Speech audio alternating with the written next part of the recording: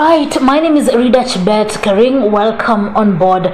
The Independent Electoral and Boundaries Commission (IEBC) has gazetted 38 independent presidential candidates seeking its clearance ahead of the August polls.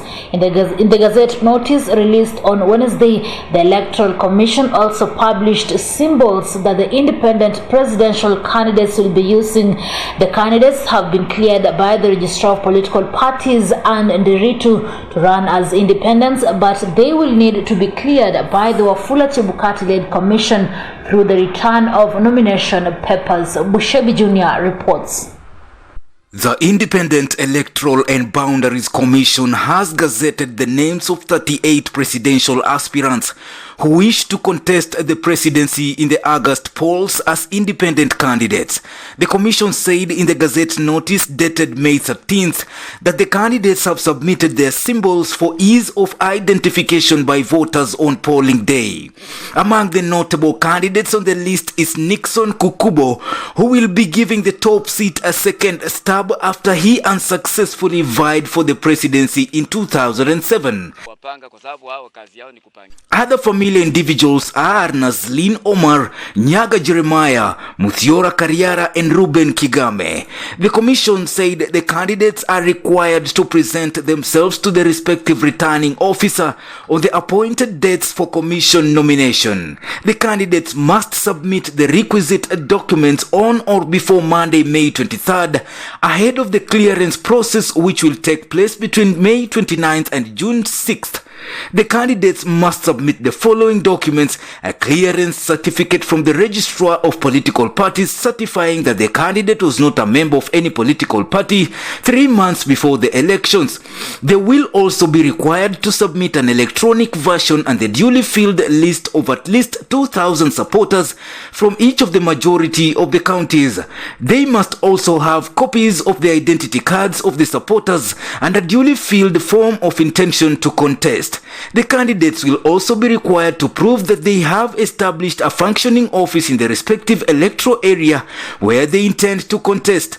They must also submit certified copies of educational qualification certificates, including a degree certificate in accordance with Section 22 of the Elections Act 2011 and Regulation 47 of General Elections Regulations 2012.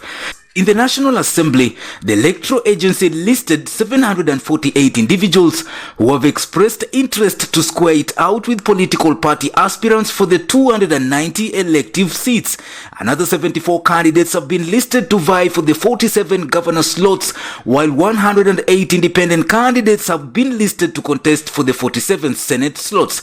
The Commission has also gazetted the names of 95 female aspirants seeking to be elected as county women representatives in the National Assembly. Meanwhile, the Commission cleared 4,738 individuals who will be seeking to be among the 1,450 member of county assemblies across the 47 county governments. I was the leading candidate in Jubilee, but I got the message to pick my certificate, but getting there, my certificate was already given to someone else.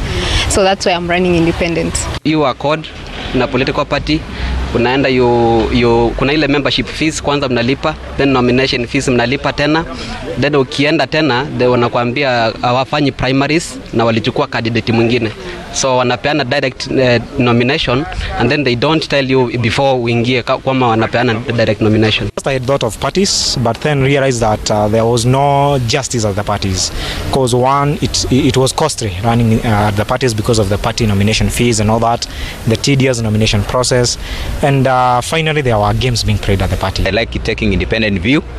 Sometimes when you are elected by a political party, they force you to take issues and sides which you don't.